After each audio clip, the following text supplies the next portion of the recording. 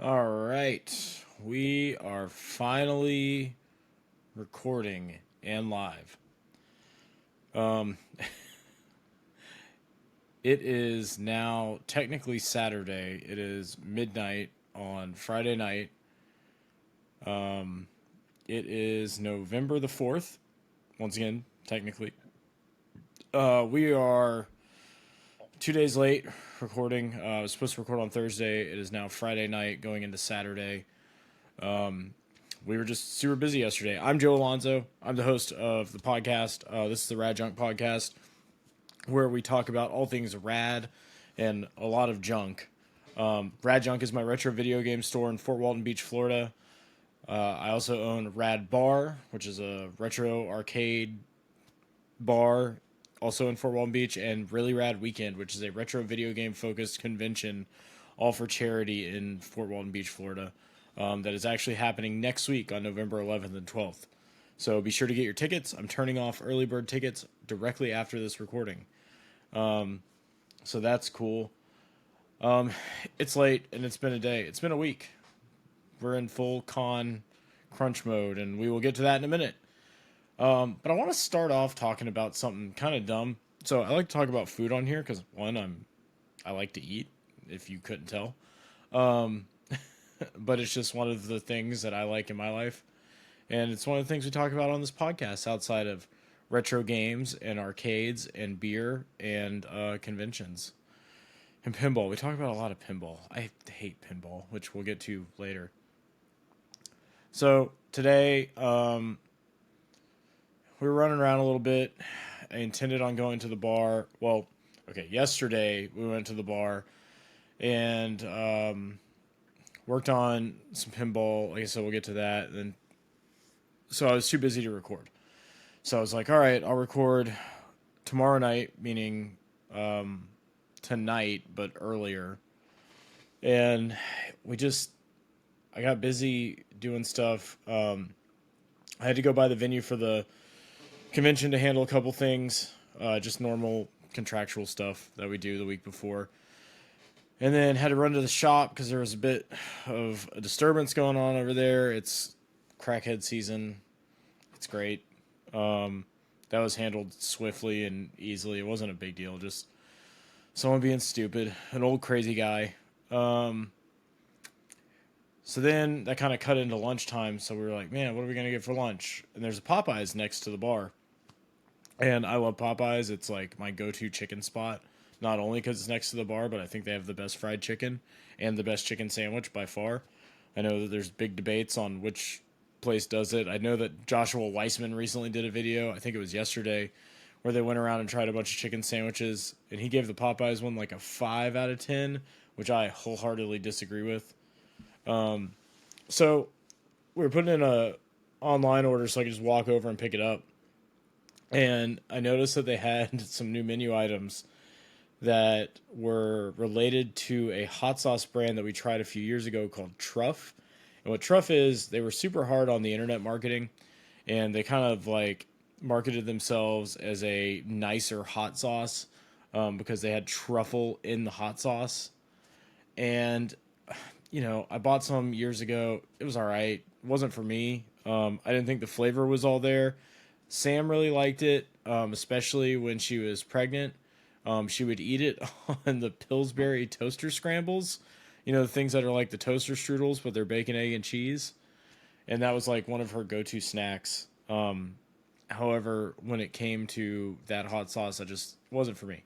But I saw on the Popeyes menu they had chicken sandwiches featuring the Truff hot sauce, and they kind of like made a sauce out of it for the sandwich. So I ordered one to try it. And the verdict is Truff still sucks, even mixed with mayonnaise on a sandwich. And Popeyes is still S tier.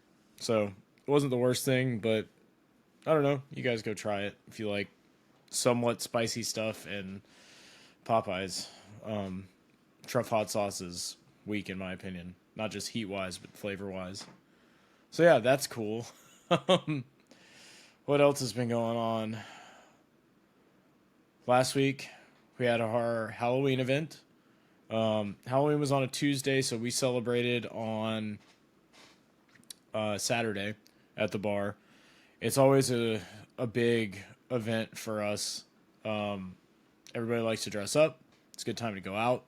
Kind of like a safe place to be if you don't want to get into the craziness of downtown and still have fun.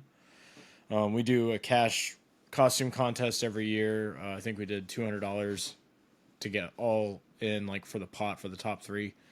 So first place got $100, second place got $60, third place got $40. Our first place winners were a couple that were dressed as the Monarchs from Venture Brothers. I've never watched Venture Brothers, but I recognize the costumes, and they're really good.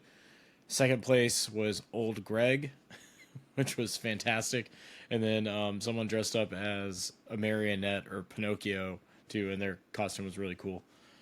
But overall, it was a good time. We didn't get out of there until like 3 or 4 a.m. because it was so busy. Oh, excuse me. You can tell it's late. But everything went smooth. We were super slammed, which is good. Shop was relatively busy during the day. Things have kind of like slowed down this week, but that's normal after a holiday week. Shop's been busy though, which is cool. We'll get to some of that in the market report, which is interesting. Then Tuesday, Sam, my son, and myself, as well as some of the girls, Meg and Allie and Neen, and Neen's husband Tony, we all went to the Boardwalk, which is a place next to the venue for the convention. And they do kind of like a trunk or treat thing for kids every year. It's good. A bunch of people set up from the local community, and we hand out candy. While I like that event to kind of centralize a Halloween experience for people that don't have neighborhoods or can't go to neighborhoods, it's pretty solid. I think we gave away like 40 pounds of candy, which is cool. But I do think I saw something posted somewhere, and it was exactly like collectively my thoughts in one paragraph where it was like trunk or treats are killing the Halloween experience. And I do kind of agree. It's just Halloween's not the same. I know a lot of us are grown up now, but you know, kids aren't having that in a lot of areas anyway. They're not having that experience of like walking from door to door with their friends or whatever. It's like, all right, let's all line up and go through the booths and get our couple pieces of candy. I don't know. I do traditional Halloween. Go find a neighborhood. There's some good ones around here. Even if you have to go park your car somewhere and walk, like carpool. I don't know. My best memories of Halloween were like walking around places and getting candy from neighborhoods that we went to. Specifically like Graydon Beach. That was a good one to hit. So Halloween was fun. It was a good time. I was supposed to be a Pokemon trainer. However, my costume was far too small. I think they sent like a kid's large. So for Tuesday, Sam ended up wearing my Pokemon trainer costume. My son was also a Pokemon trainer, and then I was Pikachu, which for our event at the bar, same thing. I was Pikachu. The girls all made their own costumes, and they were all evolutions from Pokemon, and they knocked it out of the freaking park. There's pictures on the Rad Bar social media if you want to see, and they all did a killer job. They made the ears, they made tails. Neen made her entire dress.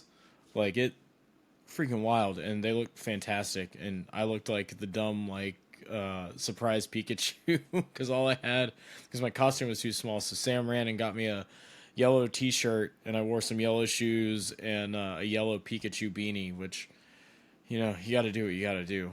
So, but Halloween was good overall. I hope everybody else had a good time, had a safe holiday. It seemed like people were having fun this year, which is good. But yeah, in other happenings, Sam and Kenna and Nadia, and with some help from Allie, tackled the side of the wall at the bar. So we started moving into the bar a little over 4 years ago to get it all set up and going to start Rad Bar. And the building, it's an older building. It's super cool. I like it because it's a completely like square box, so arcades fit in there nicely. But we had a window wrap on the front of the windows that say Rad Bar. Kenna designed it. It's very nice. It was printed by World of Signs. They did a fantastic job printing and installing it. It's about time to like redo it because it's lasted this long and it looks great, other than some parts peeling up. But there's an alleyway that runs down the side of the bar, and the wall on the side is completely bare, or was completely bare, and it's been killing Sam because she's been wanting to like paint something on there. And so this week, right before crunch time for the convention, the girls decided to tackle the entire wall, and they had the entire thing projected, traced, and painted in like 2 days time, and it looks freaking insane. There's pictures up on social media now. There's even a short with a time lapse on our YouTube channel or our Instagram. Go ahead and check that out. It is wild. Sam came up with it and Kenna helped, and it's nuts. I cannot commend them enough. And anything Sam puts her mind to, she can do, and she can do it quickly and very well. I wish I had that capability, but she crushed it. I took some pictures of our van in front of it today. I think it's going to be a nice little photo spot for all of my car friends. So if you're driving by the bar, go ahead and check it out. It's really cool, and tell Sam how good of a job she did. So all right, in the chat. Yeah, that's what that was about. We've been working on that. So that's done. Then let's see. I'll touch on. I've got my show notes kind of in a certain order that I'm trying to hit, but the wall's good. So tonight, I sat down after we got home and I made dinner. I made onion smash burgers, which are my new addiction. You slice the onions real thin, you smash them into the burger, and get a nice crust on there. Anyway, I sat down to eat, and I wanted to watch something, and it was kind of like wind down time for my son. And we've been watching a lot of like skateboarding videos from back in the day, plus like skateboarding documentaries. Last night we watched the Bones Brigade autobiography, which is really good if you haven't seen it and you're into skateboarding. Kind of follows Bones Brigade around. And then tonight I found a documentary on Prime Video called Pretending to be Superman, and it's about the making of the Tony Hawk games and kind of follows the games from start to finish, all the way through like Project 8 and all that, and like kind of like their rise and fall and everything. And it's got really good interviews with Tony Hawk and other skaters and former Neversoft people that worked on the game. So if you're into those games at all, it's really good and you should give it a watch. I think it was only about an hour long. It's really well shot and well done, and it's got a lot of stuff. They even interview some of the bands that are on the soundtrack, like Goldfinger and Primus, and it's a good doc. But a couple things that they touched on in there that I wanted to bring up on here while it was fresh on my brain is there was a stint in the early 90s where skateboarding was kind of dead, and it was like not very popular. Not a lot of people were doing it. It just kind of died off from the huge popularity it had in the 80s. And then one of the things they were talking about, and it's it used to be well known, I feel like, that for a while Tony Hawk was taking on video editing projects, and one of the companies he worked for editing video and doing production was NEC. So a lot of the things you see that were promotional for the TurboGrafx 16 were actually edited by Tony Hawk. So there's an entire Lords of Thunder promotional, Lords of Thunder is a shooter on the TurboGrafx. There's an entire VHS tape that's a promotional tape that was edited by Tony Hawk. And some of the commercials were and stuff like that. And they touch on that in the documentary, and it reminded me, I've got that Lords of Thunder VHS tape somewhere around here.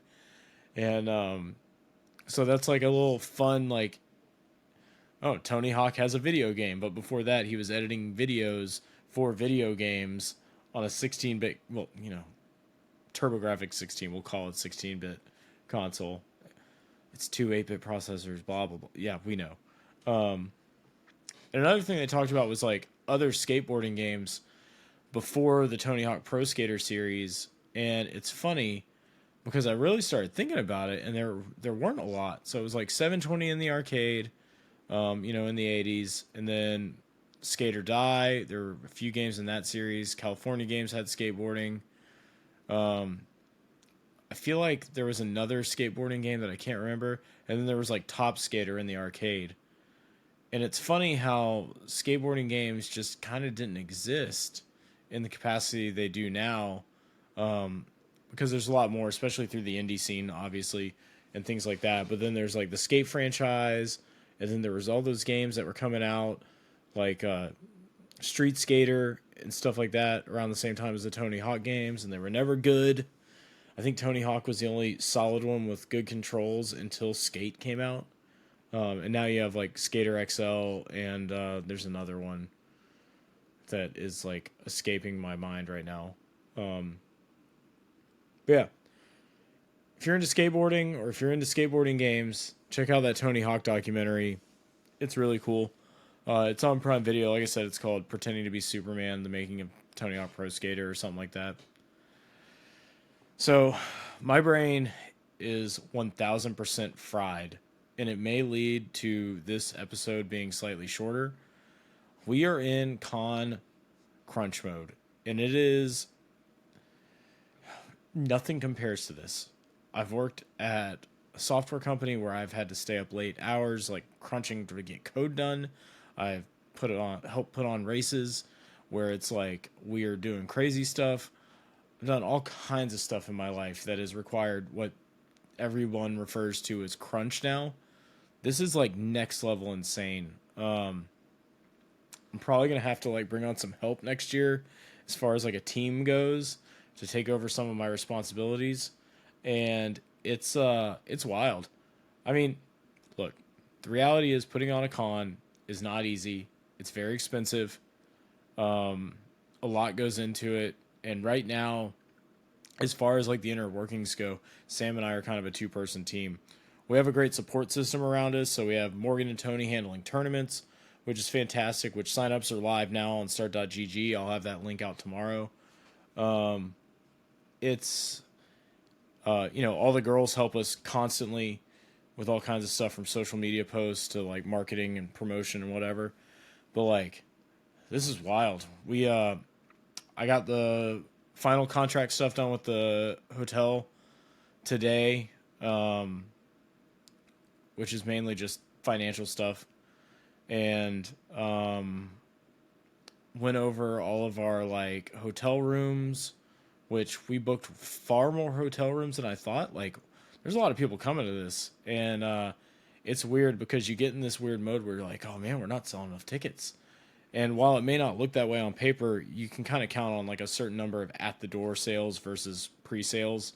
And the last week it always ramps up pretty high.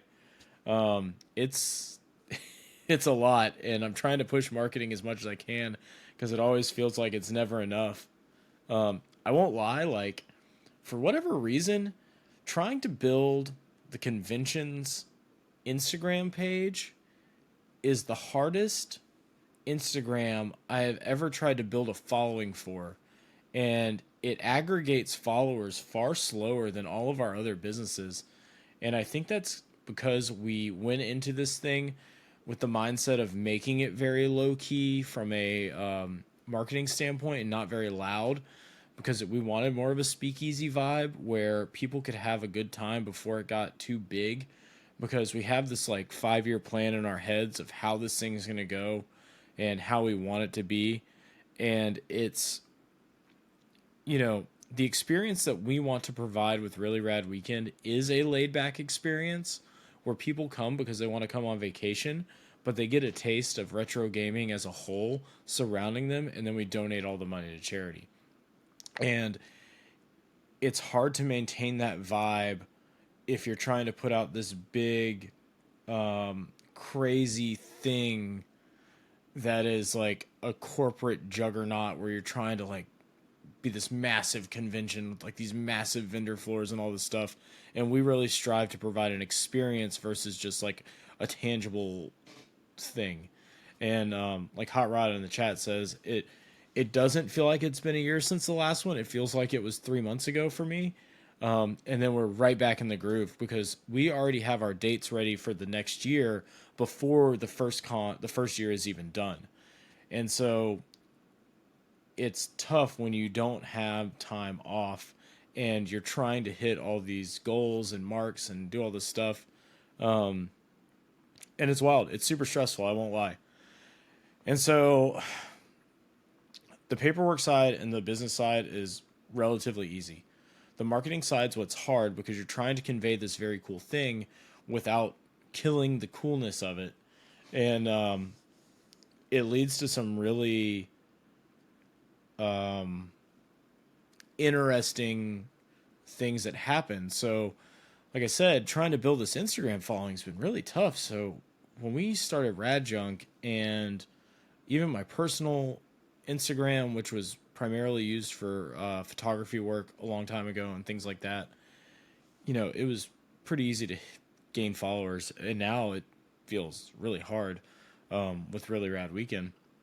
The other thing that has been a huge hurdle for us that kind of got brought to our attention in the past few weeks is that our ticketing platform, Eventbrite, we've never really had a problem with because every ticketing platform charges fees and whatever, and it's about on par with everything else.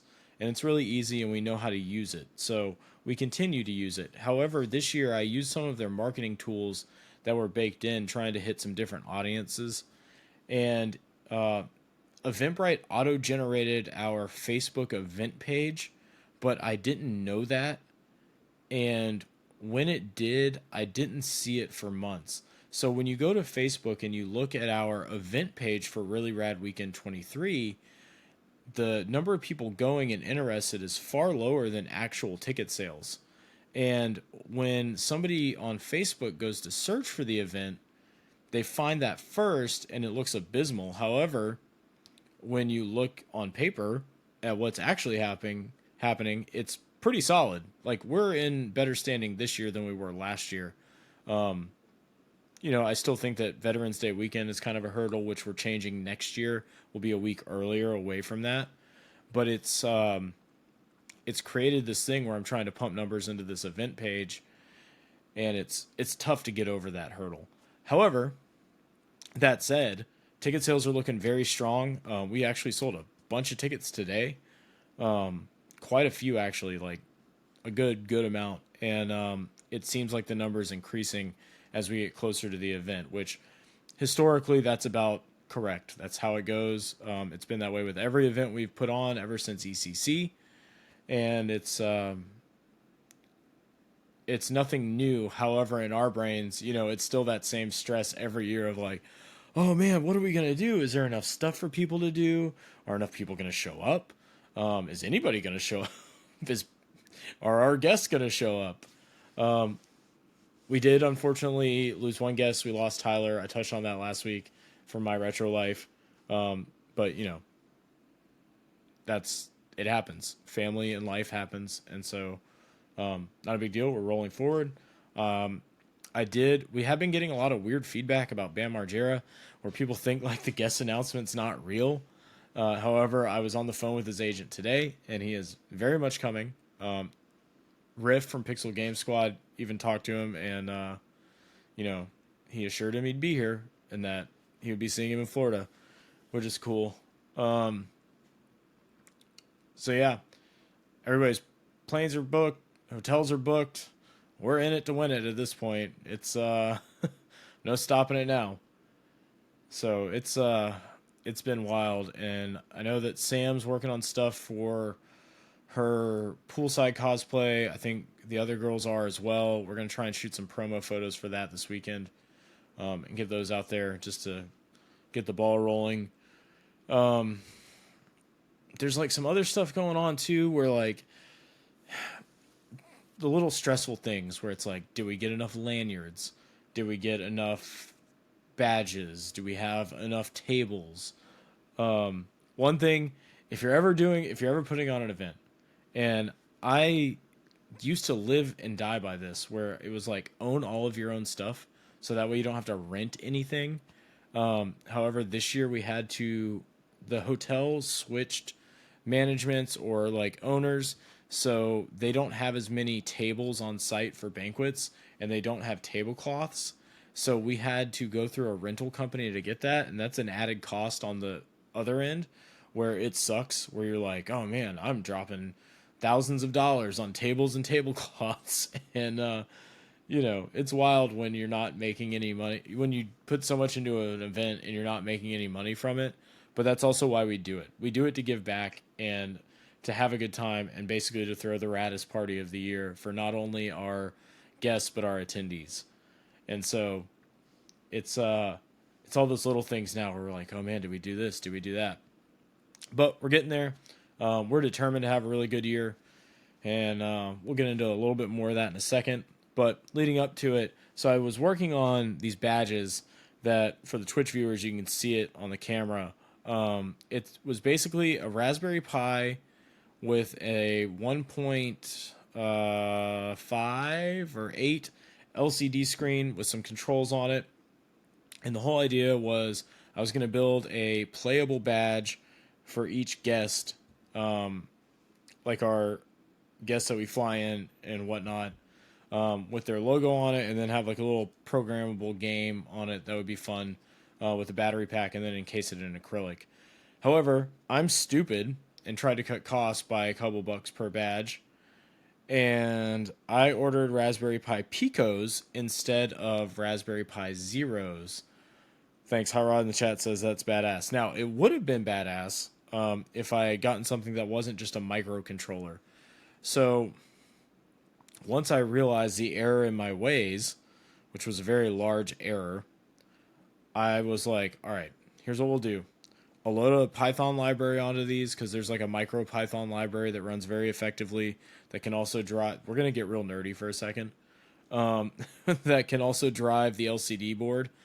And so I started like writing some code and trying to reteach myself Python, because it's been years since I've written Python.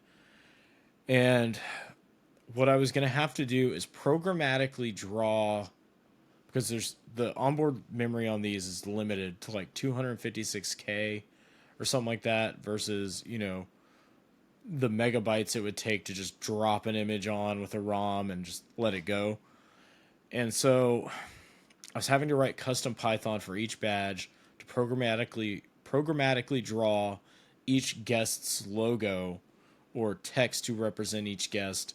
And then I was going to have to find, I believe there was a library I found on GitHub that had a very rudimentary like emulator on it, but it would require like a piggyback of an SD card, and then battery solution wasn't working out correct. So this year we're going to have to scrap these. I bought like freaking 15 or 20 of these things. Maybe me and some of the devs that are coming, we can have a little hackathon and we'll try and get something running on these. So last minute stress, as usual, is I'm going to slap together a design for like some kind of badge similar to what we did last year. So last year, Kenna made laser cut acrylic NES carts that were then hand painted with each guest's name and logo on it, kind of like our guest announcements. And this year our theme is SNES, so we'll probably follow that theme in some way. And I've got some ideas to make them cool with like some floating style inserts, but we're gonna have to do that in like the next 3 days. So it's we're in it. I'm really bummed that the playable badge didn't work out. I might reuse these for next year, or use the Picos to Pico mod some GameCubes. Or like I said, maybe we'll do a small hackathon, maybe like Saturday night or Sunday. It's been a while since I've been in that type of crunch mode, so that could be fun, actually. That's the kind of pressure that I like. So, I don't know. We'll see. I want to come up with something cool each year for the guests, as kind of like a little gift and a thank you for coming out.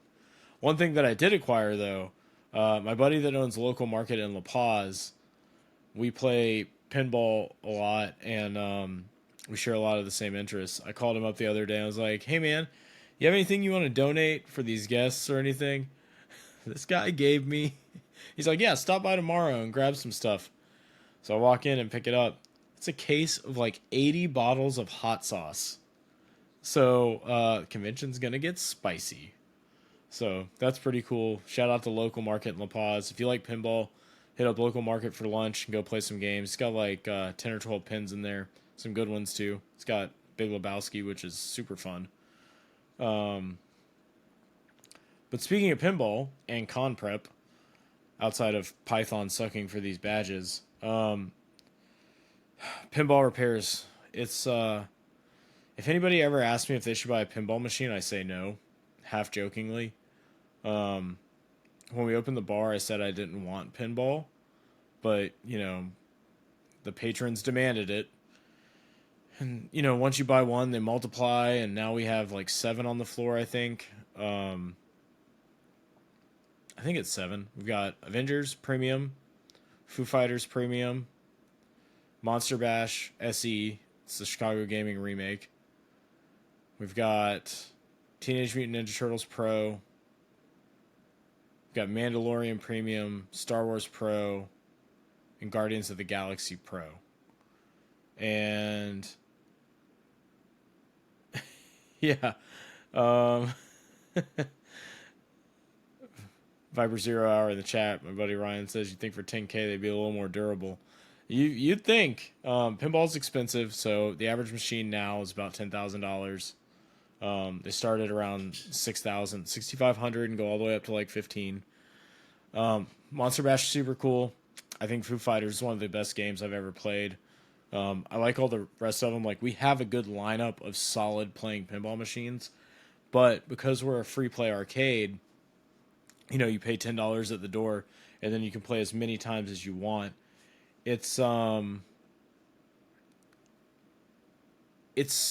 stupid. It's we get so using my buddy at Local Markets plays comparatively to ours. His machines will get like 200 plays a week on a busy week. We get like 200 plays a night because people don't have to worry about the quarters they're putting in. They just jam the button and they start again. And it's nuts. And so you see all these people on like the pinball forums and stuff, and they're like, my machine only has 40 lifetime plays and I've owned it for 10 years. Do you guys just not like fun? Like, is that what it is? And then they wonder why my machines break. And it's, pinballs fly around super fast and they break things and it happens. But it sucks sometimes because, like, Guardians has been down for a little bit. There's a plastic in there that's integral to a certain shot on the game that broke, so we just flipped it off. I finally got replacement plastics, and I bought backups, and there were also some posts that got broken. We're talking like metal posts, but they get hit so often with the ball, it breaks the threads on the bottom, and they snap off. So I cracked into Guardians yesterday after I got replacement parts, and of course something else was broken in it. So to replace this part I need to do, you have to like pull all the stuff off the playfield. I think it took me a solid 4 hours from start to completion to finish this project. So I pulled all the plastics off. I go to replace the plastic. I install a scoop protector, and then I notice one of the pop bumpers broken. The pop bumpers are those round things that are generally towards the top of a pinball machine, and they have a collar that moves up and down forcibly to kind of like pop the ball in different directions. It's what kind of like goes off like that ching ching ching ching ching noise as the ball's moving around. And basically there are 2 rods that go through the playfield that hold that collar in place, and one of the welds on the rod for the collar was broken, so it was loose. I have extras. I go to replace it, and then I noticed that on the bottom where the solenoid is that fires to push that collar up, there's a small thing called a yoke, and it's it basically holds those 2 rods in place, and it allows it to move up and down. And that part had actually broken, the yoke had, and it's a pretty decent piece of metal too, that shouldn't take that much abuse based on its location. Even though I heard someone say it's a common failure point, but like I haven't seen one fail yet. And like I said, our machines get a lot of play, and so I didn't have one. A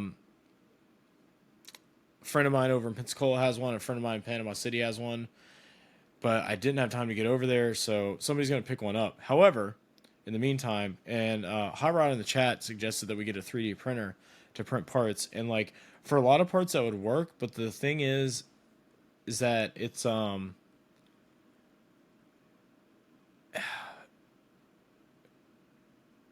it sounds like a 3D printer. Oh, never mind. I misunderstood your question. It is like a 3D printer, to be honest. It is very much like trying to figure out problems with a 3D printer. So, I took the broken plastic because it was large enough, and I took that collar, that metal collar, and I traced it out with the broken piece kind of like attached. And I used a Dremel, and I took this like, quarter-inch thick piece of acrylic, and I dremeled a new collar, and then traced the entry points for the rods, and then used a drill and a file to put new holes in it, and I replaced the collar with the acrylic piece that I made, which actually turned out better than I expected it to. And so far it's holding strong. I tested it, and it seemed to be good. We played again today. It seemed to be good. Hopefully it'll hold through until I get that other piece and I can swap it out. So, and then it was a matter of like putting Guardians back together, and we were like opening, and it's just a struggle. So Guardians is back up and running. It's in pretty good shape. The only thing that I keep having problems with is the motor that controls Groot's mouth, because it goes up and down as a ball lock. And but you can turn that off in the code where it'll still give you the Groot multi-ball. His mouth just won't move up and down. So that's what we've done for now.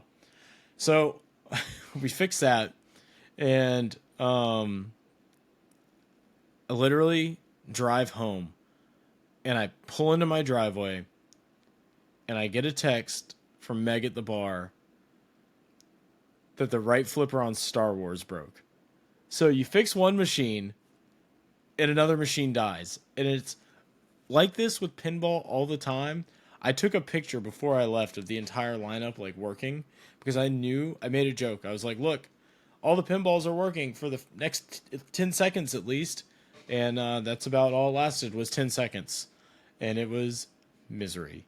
So I've got to get up early tomorrow and go to the bar and try and see what's up with Star Wars. I think it actually just broke a solder joint on the lug for the flipper coil. I think that's my assumption based on the symptoms. So yeah, pinball sucks. Don't buy pinball. Don't play pinball. Play pinball if you don't have to work on it, but not at Rad Bar. I'm kidding. Come to Rad Bar and play pinball. I'll keep working on it. I've got High Speed, which is a 1986 Williams game, I believe, in my garage. It's a System 11 game. I know it's not going to mean much to most of you, but anybody that wants to listen about pinball, I can talk about it. It's a great game, Steve Ritchie game, but been having some trouble with like solenoids not firing, and I replaced some boards, and it's been a struggle too. It's I replaced the power boards, but the flipper power board and the primary power board with new parts, and everything works better now, but the solenoids still aren't firing. And I discovered that there's relays for those solenoids too that are actually used in this game, and they're clicking but not actuating anything. So I think what's happening is I have a bad pin on a Molex connector, or there's a bad ground somewhere, or a broken ground, and it's not allowing the circuit to complete. So I'm trying to have that one up and running for Really Rad Weekend, and since it's in my garage, I can just walk out there and work on it. So that's a project. I'm going to try, if I get that one done tonight or tomorrow night, let's just say over the weekend, I'm going to switch focus to Laser War, which I believe was made in 1987 or something like that, which was the first solid state Data East game. And that one's super fun. That one I basically pulled out of the bar and put it in the warehouse to do a refurb on. And I was trying to get it done last year, and I got pretty far. I just didn't have time to slap it back together. I think Rich, my buddy, the 24 on Twitch, he's going to come over a couple days next week and help me too. We're also planning on doing a deep clean at the bar one day this week. We're going to pull every game out, clean everything. I'm going to replace all the bulbs and all the marquees, make the bar look nice pre-Really Rad Weekend, because we've got, people coming in, and the bar is a big facet of the con, even if it's just for the arcade part. So it's one of those things where we've got projects. I'm also going to try and get a Play Choice 10 running. I have 4 or 5 Play Choice 10 cabinets between single and dual screen cabs, and I want to try and get at least one working one done before the convention. I've got boards, I've got like 20 monitors, got all kinds of stuff. It's just I need a second set of hands and some time. I might try to get R-Type working as well. I have a dedicated R-Type Nintendo cab, which is cool. You don't see many of those. It's even stamped on the back, R-Type. So those are kind of my projects like pre-convention, just to supplement the arcade room. I've got my friend Derry bringing games. He's Games from the Dead on here, and then John Cope bringing some pinball machines. So we should have a pretty robust arcade room this year. And this kind of falls into my next talking point, where we're integrating the arcade into the retro console room. So you can walk into a singular room, and then everything you want to play is right there outside of our modern tournaments, which are in another building. So traditionally we have the arcades separated from... There were times at ECC where we had them integrated, but for Really Rad Weekend, we've had them separated because we had this small room that we're actually turning into a secondary panel room this year. And so we're taking the arcade out of the panel room, the small room, and we're putting it in the room that we had the retro console room in last year. And we're going to have arcades lining the perimeter of the room, and then retro consoles down the center where we kind of had the museum last year. But instead of like a traditional museum, which I might still have some oddities in like some cases, what we're going to do is have everything playable down the center row with consoles. So I'm kind of in my brain been planning out what consoles we're going to bring and what TVs we're going to bring to hook everything up. And then Dylan's going to be working in there where you're going to have the ability to check out games and put them on the different consoles that are hooked up. So you can play some things you haven't played before. Last year, a thing that was super popular is I brought a Saturn. My friend Clint gifted me a copy of Dodonpachi at the con, so we threw that in there, and that went really well. The TurboGrafx stuff does well. People like to see the NES TVs as well, but it's fun to be able to put consoles in a place that people necessarily haven't necessarily seen before or played before, and allow them to play them, especially when you have some games that are like some of the harder to find stuff. Which is always cool. I love putting Gunnack in there and introducing people to Gunnack. But we might also use that room for like, maybe we'll hook up some Steel Battalions. Maybe we'll run a Halo tournament.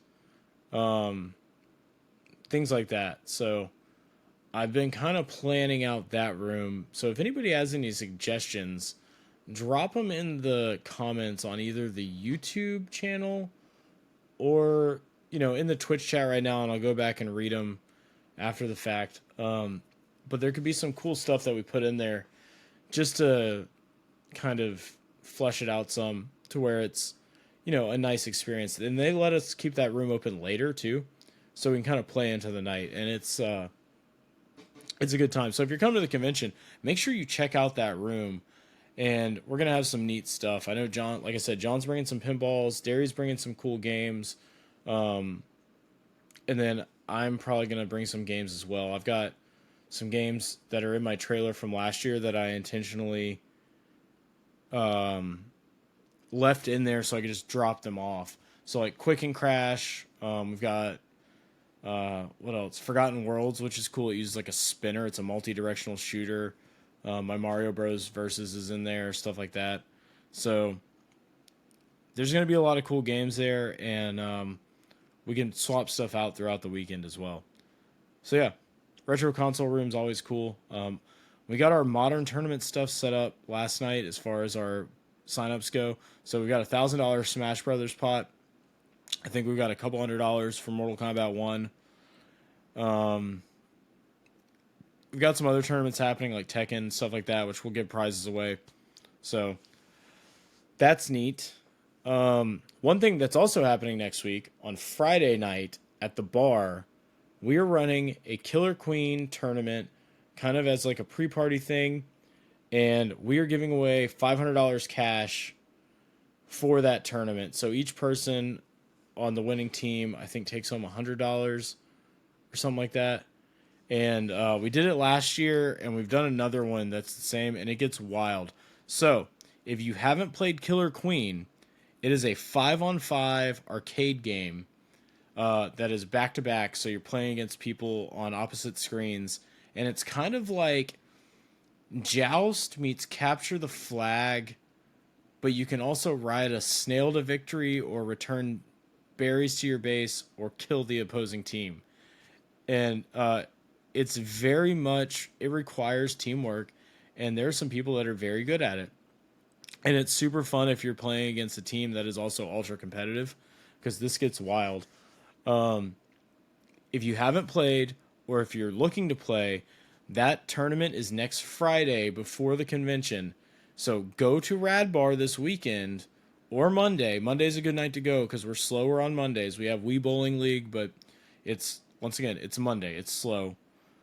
Go play some Killer Queen and get those hours in, because you're going to need to practice, because this is an easy way to win $500, because also if a team's really good, they can still make a mistake or not focus on a parameter to win that your team can utilize. So the sneaky one's always the snail.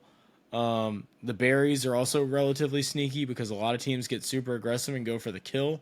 That's the only team my team knows how to play, so we always go for the kill. But yeah, Killer Queen tournament, Rad Bar, next Friday, $500. Get there, it'll be a good time, I promise. So that's happening. I've got some other topics in here. One kind of goes back. I'm just going to touch on this one. Maybe we'll get into it more next week. But I was thinking about it today, especially when I was going over the metrics for the Really Rad Weekend like Instagram page. And then I was like looking at other stuff on different social media platforms. And this is something I used to be really into. This is more of like my startup days, where we would focus super hard on trying to find the correct platform for our product, of where we should market, where we should put our focus, and where we should really put our attention to when it comes to a social media platform. And when it's the retro video gaming space, it's weird. So to me, I have a lot more communication in the retro video game space in general on Twitter. However, I have personal interactions that I like a lot more on Blue Sky. So I don't push the businesses there or anything like that. And I don't think that that's like the best place for retro video game communities.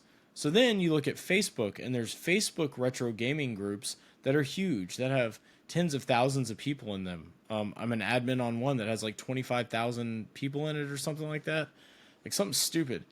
And it's, so basically I was like trying to find the best social platform for retro gaming, or try to find a way of like polling people to see what they think. And I was looking at Instagram, and while Instagram's good, and I know some people have some big Instagram followings, I feel like Instagram's dead in a certain way, and there's not enough interactivity on there to really make it the home for retro gaming. So what is the best social media platform for retro games? Is it Facebook? Is it Instagram? I don't feel like it's Threads because discoverability isn't there.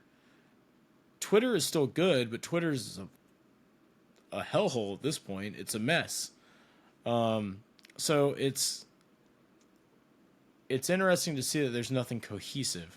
I do think that a lot of people that are into retro gaming, especially the reseller side, are mainly Facebook focused because Marketplace is built in. They have their communities, all that stuff, and it's it's the most prominent.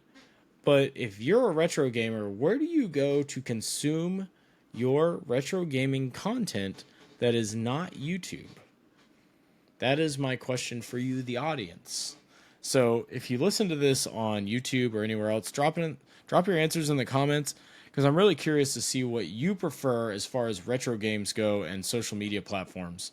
That way it will help me focus on the areas that we need to sort of, touch base with people. I know Discord's huge. Our Discord, I've completely dropped the ball on it. To me, it's like IRC, which like I love it. However, it is a lot to keep up with, and I wish there were more people like in our Discord or on Discord overall, or I wish discoverability of Discord or on Discord was better, so that way I wouldn't have to be invited to a Discord channel or seek one out to join, where there was like, I wish there was like a directory of like all of this is related to retro games, something like that. So I don't know. It was a thought I was having when I was typing up my show notes, and I just wanted to ask you, the audience, what is the best social platform for retro games? Leave it in the comments. Quick market report this week. We're not going to go too in depth on this. So I pulled the numbers for the past 7 days, which last week we had some surprises in there, I believe. This week, our top sellers are GameCube, PlayStation 2, Xbox 360, and the Wii. Now, I know the past few weeks I've said that GameCube's kind of declining in its popularity, and I still believe that it is. However, we got in a killer GameCube lot earlier in the week with like some decently pricey titles in it, which pushed GameCube to the top because the titles were also like very sought after titles. So they sold very quickly, and it kind of lumped them into the sales report. PS2 is holding strong. I think I said it last week, PS2 will always be in there. 360, it's still going. It's still in the top 4. And then Wii, this is the year of the Wii coming up. I think 2024 is going to be the Wii's big push, where you see a lot of people buying them. You're going to see a lot of people talking about hidden gems on the Wii or Wii collectability, or like, some stuff rise to the top, some stuff fall to the bottom. And I think Wii's going to overtake GameCube over the next year or two completely. And it's 2024, the year of the Wii. Somebody quote me on that.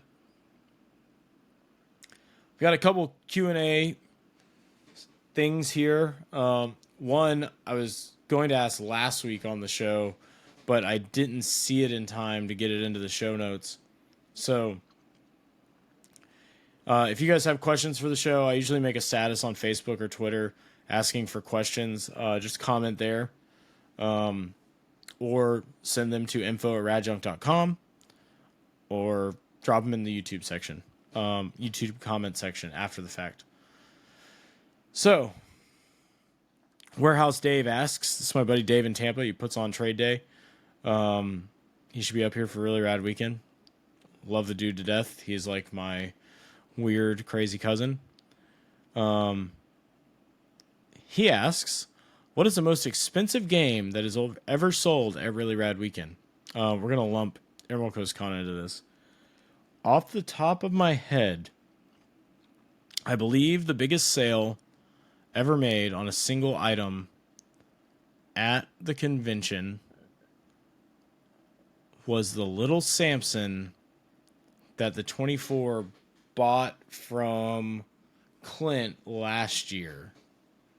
So my buddy Rich is going for a complete NES set, and he's down to like 23 games or something like that now. And he was really on the hunt last year around this time, trying to knock off some of those heavy hitters.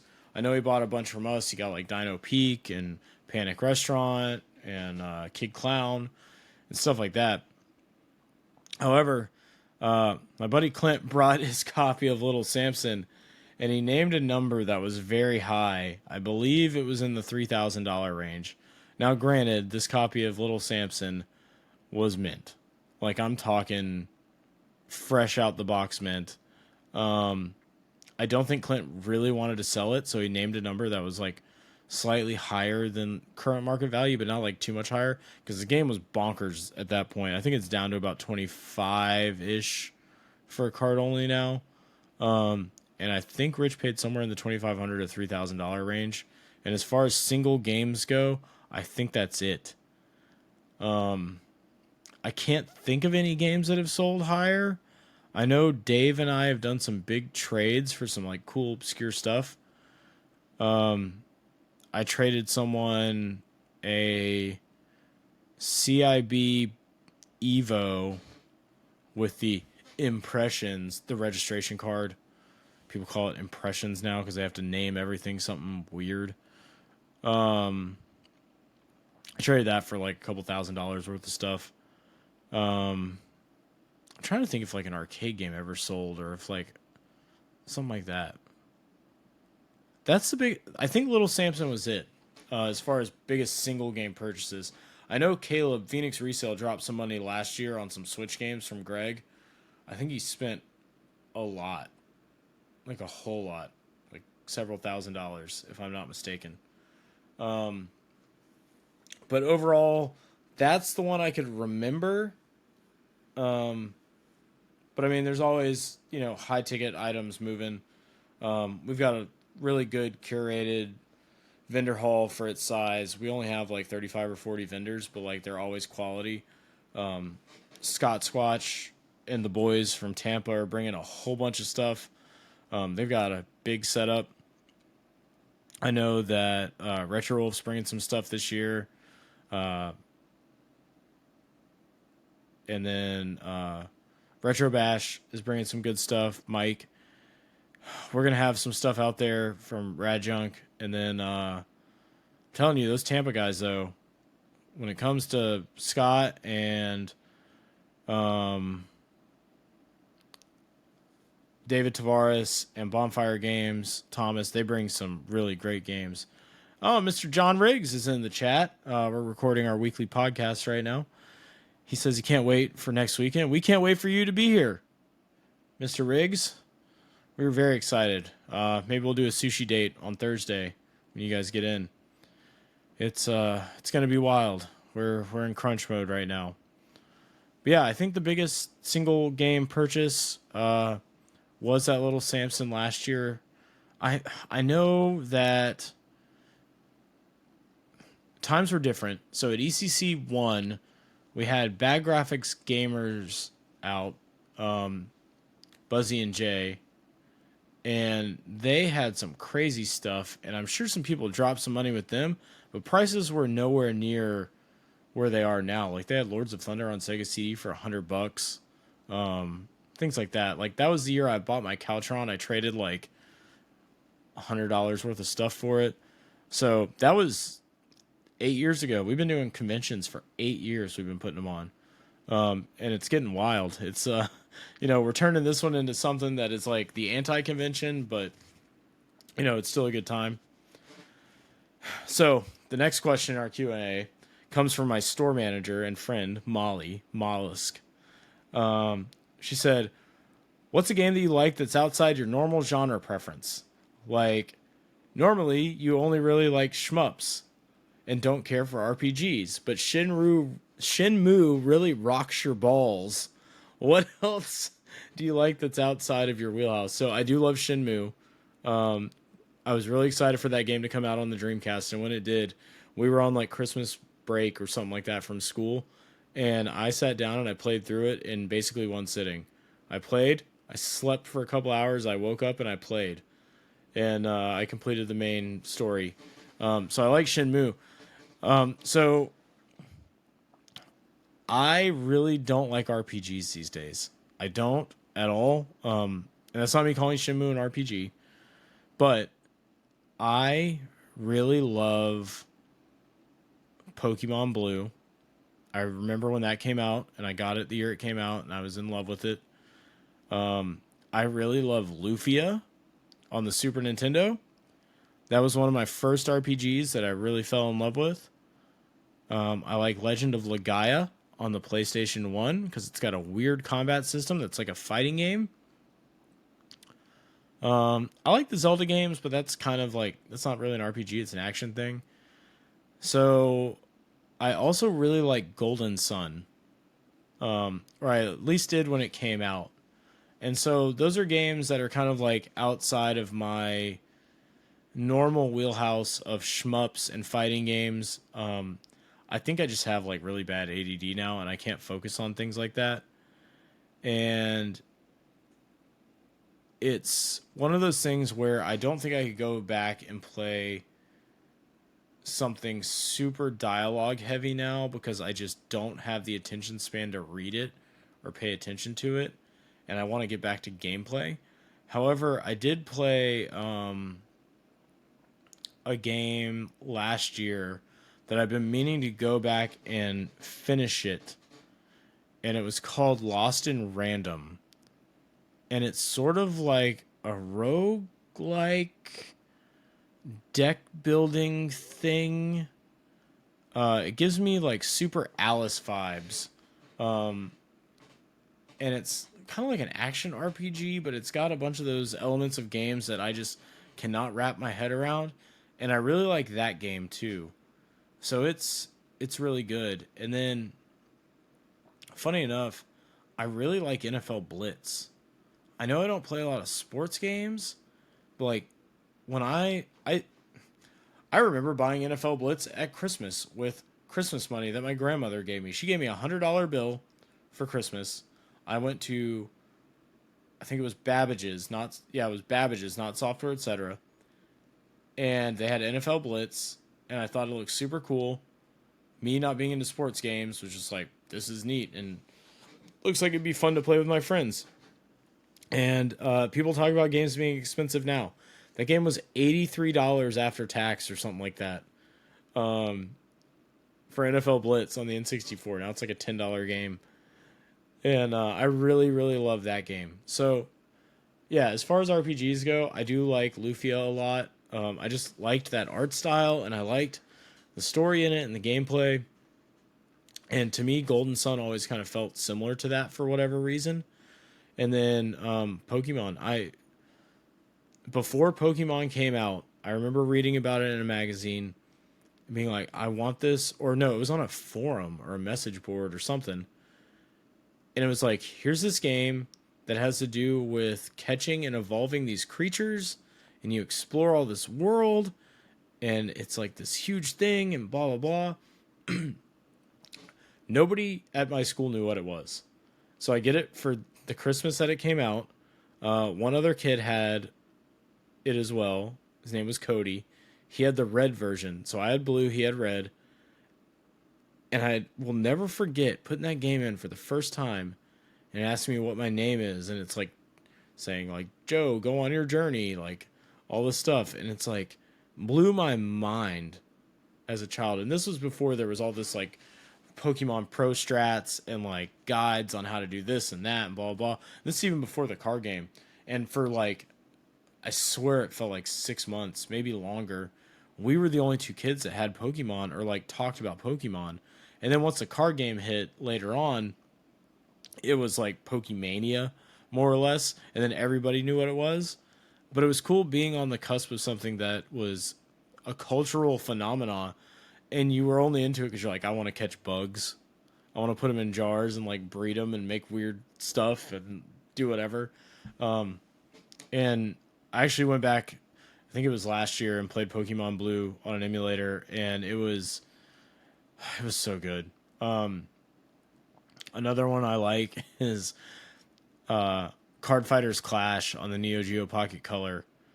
My buddy Dave and I, we talk about it all the time, and we have always planned on doing like a Card Fighters Clash like tournament style thing at Really Rad Weekend. And I love that game. I hate deck building. I hate all that. But yeah, I love those games.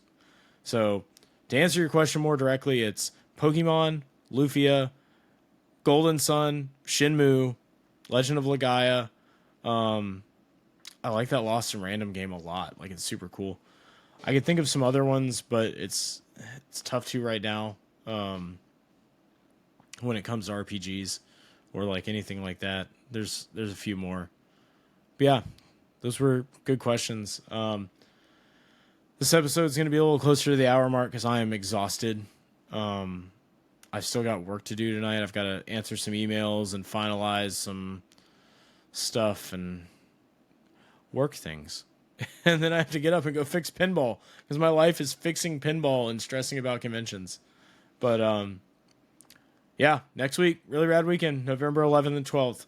I'm secretly going to turn off early bird pricing. We said we were going to turn it off at midnight. I'm going to turn it off at noon Saturday, tomorrow. So if you haven't bought your tickets yet and you're listening to this somehow, buy your tickets. They're discounted. Prices will go up at the door. Go to Rad Bar, practice Killer Queen. We've got our pre-party on Friday, $500 Killer Queen tournament. That should be a good time. We're also planning on hosting a trade event if we can fit it in. I have to touch base with a few people, but I think we'll be good. That will also be Friday night. Saturday, the con is in full effect. Our Smash Brothers tournament will be that day, sometime afternoon. We've got panels. We've got the vendor floor will be open. The retro console room will be open. Everybody will be hanging out. Then at 5 p.m. Our cosplay contest starts at 2, I believe, for prejudging. If you haven't signed up for the cosplay contest, the details are on the website. Also, we have a cosplay pool party at 5 p.m. on Saturday. So if you come up with even a dumb costume that's aquatic or, poolside friendly, Ian and John from Extra Napkins will be DJing. They'll be spinning some house tunes. There's a bar there, so there will be drinks and food. It's going to be a good time. I'm super excited for that event specifically, just because it's kind of laid back and it really encapsulates what we love about this convention, which is just hanging out with people. And so come hang out for that. That'll be a good time. But obviously the guests will be there all weekend. Mr. Riggs, who's in the Twitch chat, he'll be there. Also, shout out to Yoshi. Invincible's number 1 on Amazon's top 10 whatever in America, and he was working on the show. He'll be there. Bam Margera will be there. It's gonna be a weird weekend. We've got Pixel Game Squad, we've got Phoenix Resale, we've got Retro Rick, we've got Kelsey Lewin, we've got Nintendo, we've got the Game Chasers. We have a stacked lineup of people that is. If you told me 5 years ago we were doing this, I'd be blown away. The only lineup that has ever come close to this is ECC1, and that's primarily because we had Tom Fulp, the creator of Newgrounds. But it's going to be a good time. Then we party all night. I think we'll be showing the Game Chasers movie on Saturday night as well. And then Sunday, got more con stuff. And then usually the party ends up at Rad Bar. And then everybody goes home. And then next year, the convention will be November 5th and 6th or something like that. The first weekend in November, I believe. So, stressed, guys. I'm really stressed. I'm really, really, really stressed. It'll be okay, though. It's the ball's rolling, and we're here. Outside of that, go to Rad Bar, drink some beer, play some games. RadJunk, it's open all week. I think we're going to close up on Friday, and we'll be closed all weekend because we're putting on the convention. People keep asking if we're going to have the store open while the convention's going on. Unfortunately, no, because we are the convention. We are the ones putting it on, so we'll be working the entire time. And then, let's see, what else is going on? There was something else that I was going to say. Listen to this podcast. Share with your friends if you like what you hear. I don't really advertise it on the RadJunk page, but maybe I should. We typically record every Thursday, and I try to get it out that night after recording. If you have questions for the Q&A, drop them in the comment sections wherever you see available, or email them to info@radjunk.com with podcast in the subject line or something like that. But don't forget to follow us, youtube.com/radjunk, or radjunk on all the social media stuff. And shout out to my wife. She's crushing it. She's helping put this convention on. She's in charge of the vendors. She kills it. She painted a wall this week that looks incredible. And yeah, we'll have to get her back on the show soon, but we've been busy. She's actually making her cosplay right now. So thanks everybody for listening. Have a good week. Buy your tickets for Really Rad Weekend right now. reallyradweekend.com/tickets. Go buy them. Nintendo said so. I love you all. Good night.